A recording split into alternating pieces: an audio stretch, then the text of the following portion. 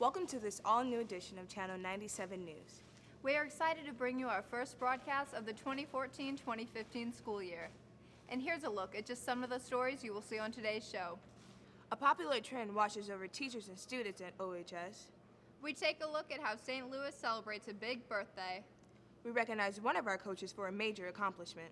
And we show how our varsity football players have embraced one of their biggest supporters. We'll have all that and much more on today's edition of Channel 97 News. And it all starts now.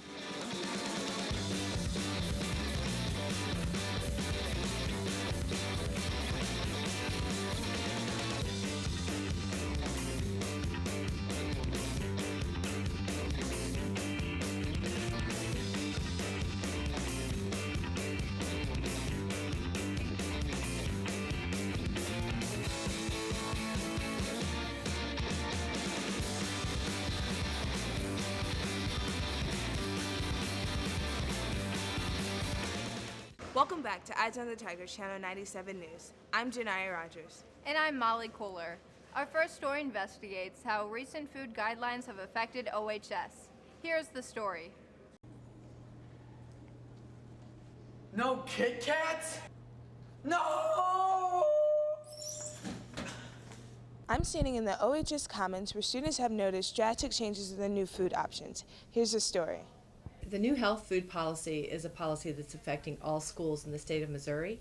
Anybody who gets federal funding for their food service, which almost all public schools do, unless they opt not to, they have their own, they have to abide by the federal guidelines. I think that the intent is to encourage better eating habits and healthier food. Does it feel like it's forced on us?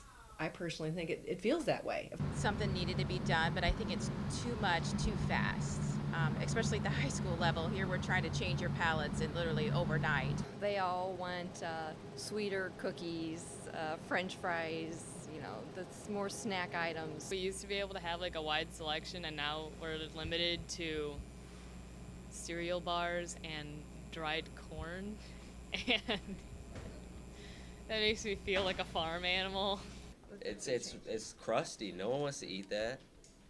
Some wheat tacos. I'm upset that I can't pass. get a full meal. I mean, it used to be 5 items would fill me up. Now it's like 20 to 30.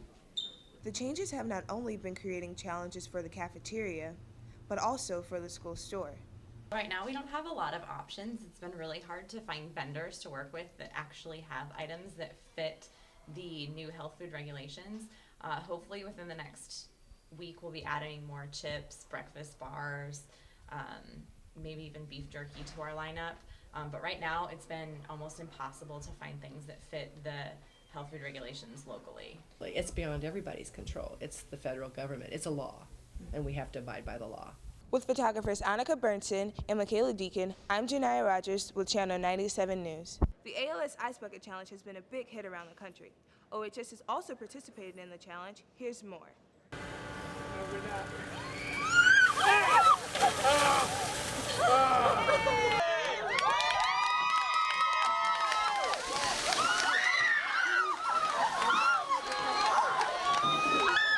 This is the Ice Bucket Challenge that is to help raise money for ALS, which I can't even say the words of it, but it's basically Lou Gehrig's disease.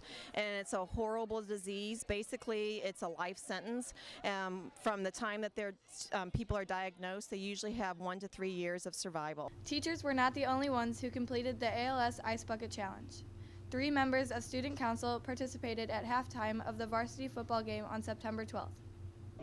All the senior exec were really reluctant to go up there, and we were afraid that we were gonna freeze to death. However, it's for a good cause, and so doing it is just fun. We just pulled through. OHS teachers and students have raised hundreds of dollars for ALS research. And for one teacher, this campaign hits close to home. My grandmother lived in Louisiana. She grew up in Arkansas and then moved to Louisiana, and then she moved to St. Louis. Freshman in college, she was talking kind of funny, And so anyway, my dad had said something to her, you know, you're slurring your words a little bit. And she goes, yeah, she goes, and it's starting to bother me a little bit. And she was back up to St. Louis one more time after that for my wedding. And you could see that she was starting to really lose a lot of weight. And then she died then 7 months after that. So she, from diagnosis, was in '82. She died in the winter of '84. I think it's awesome. I am so proud of the fact that that this challenge has, come about, and that they've taken this kind of this disease that was not really well known except for the fact that Lou Gehrig had it, and then all of a sudden they've got this influx of funds that they can maybe start doing some research on it. With Mackenzie Monaco and Vito Camarata, I'm Madison Dodge for Channel 97 News. Homecoming is next week. This is a busy time for everyone preparing for homecoming, especially those who are involved in the annual parade. Here's Ella Dolick with the story. Homecoming floats have become a tradition here at Oakville. Many fall sports and clubs have begun building their floats and gathering candy to pass out to the children right before the big homecoming game. Many floats will be featured again this year, but there's a new addition to the homecoming parade. As I'm sitting there and reflecting and thinking of how can we make this a better place as far as teachers go, I thought, well, why not have a parade, have a float in the parade, and to show our support, the students, the teachers' support of the students, and just as the building in general.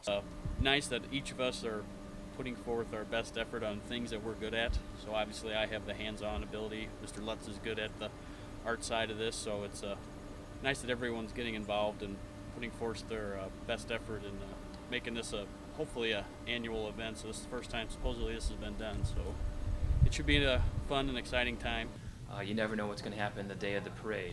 You spend all this time getting things ready, and it rains that day. There goes all your time and effort. So you need to think about too what's going to happen with the weather and the day of the parade. So you don't want to use materials that could fall apart during the parade. The homecoming parade will be October 3rd at 4 o'clock. With Molly Kohler, this is Ella Dolick with Channel 97 News. St. Louis is celebrating its 250th birthday this year. Jacob King has the story. Hi, I'm Jacob King. St. Louis is celebrating its 250th birthday. In honor of this event, the city has put out 250 cakes in its most memorable areas. And I'm here at the Gateway of the West, covering the Cake Way to the West. The Cake Way to the West is sponsored by STL 250, an organization set on hosting events that celebrate St. Louis, in this, its 250th birthday. 1 part art exhibit, 1 part scavenger hunt, and 1 part history lesson, the Cake Way to the West offers great ways to explore St. Louis.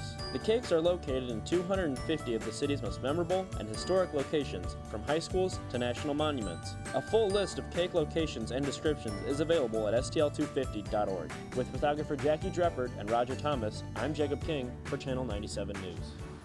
I got you. Jake! Yeah, what up? Happy birthday, St. Louis. Here's another story we're celebrating. Allison Frisella has the story on Coach Dave Robin's big night. On Thursday, September 11th, the Oakville boys varsity soccer team had an important game against Marquette and took an early lead. We had the game under control there for about when it went up 3-0. That was what Oakville soccer is about, possession soccer. Our pass work was awesome there for a little bit, and we scored some nice goals. But Marquette didn't give up easily, scoring 2 goals in the final 15 minutes of the game. We bend, but we don't break, and that's our philosophy, and that's what happened at the end. We kind of got a little disorganized, and they put 2 in, went up 3-2, or we're still up 3-2, so yeah. This wasn't just any win, though. This was Coach Dave Robin's 500th win on the boys' side, making him the only coach in Missouri to have 500 wins in both boys and girls soccer. It's great. 500 win. It's a milestone, as they say. It was awesome, especially with this group of guys. These guys are what we call old school throwback guys. We really wanted to get this win because we have 3 road games coming up, and it's nice to get it on the first home game of the season. And plus we just got new jerseys that he bought us, and I know he really wanted to get the 500th win with us. With photographer David Chopin, I'm Allison Frisella for Channel 97 News.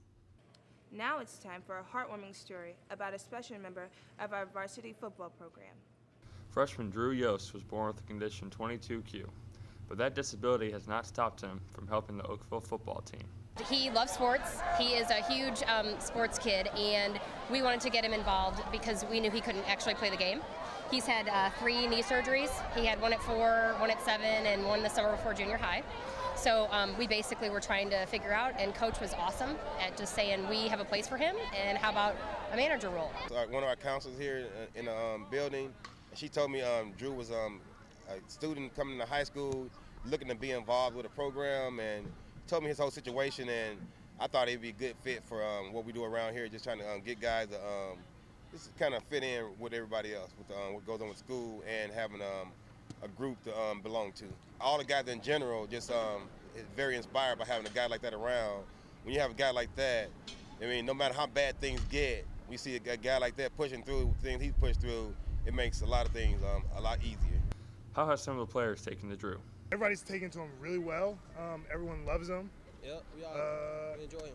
He's just got a ton of friends, and it's really helped him out. With Zach Ramilius, I'm Bailey Volstecki for Channel 97 News. Well, that wraps up this edition of Channel 97 News. Thanks for watching. I'm Janiyah Rogers. And I'm Molly Kohler. Remember, Oakville, keep your eyes on the Tigers.